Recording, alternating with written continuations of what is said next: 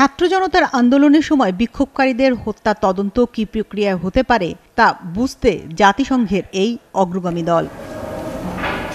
জাতিসংঘের ৩ সদস্যের কারিগরি দলটি সকালে তাদের ৭ দিনের কার্যক্রমের শুরুই করেন পররাষ্ট্র মন্ত্রণালয়ের বৈঠকের মধ্য দিয়ে। জাতিসংঘের মানবাধিকার কমিশনের এশিয়া প্যাসিফিক অঞ্চলের প্রধান বরি মুনগেভেনের নেতৃত্বে ৩ সদস্যের কারিগরি দলটি বৃহস্পতিবার পররাষ্ট্র সচিব মাসুদ বিন মোমেনের সঙ্গে বৈঠক করেন।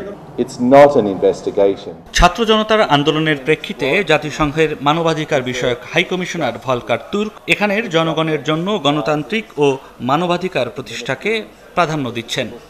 ঐতিহাসিক সময়ে বাংলাদেশের গণতন্ত্রকে পুনরুদ্ধার ও মানবাধিকার প্রতিষ্ঠায় অন্তর্বর্তী সরকারকে সহায়তার আগ্রহ প্রকাশ করেছেন।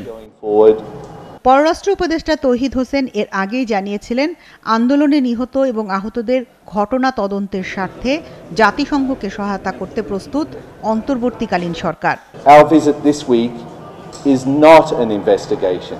আমরা ঢাকায় এসেছি, তবে আমরা সাম্প্রতিক সহিংসতা এবং অস্থিরতার পরিপ্রেক্ষিতে মানবাধিকার লঙ্ঘনের তদন্তের জন্য আসিনি।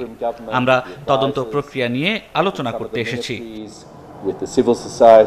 ২২ থেকে ২৮ পর্যন্ত ঢাকা সফর করবে এই দল। কারিগরি বিশেষজ্ঞ দলের সফরের পর পরবর্তীতে ঢাকায় আসবে জাতিসংঘের ফ্যাক্ট ফাইন্ডিং মিশন।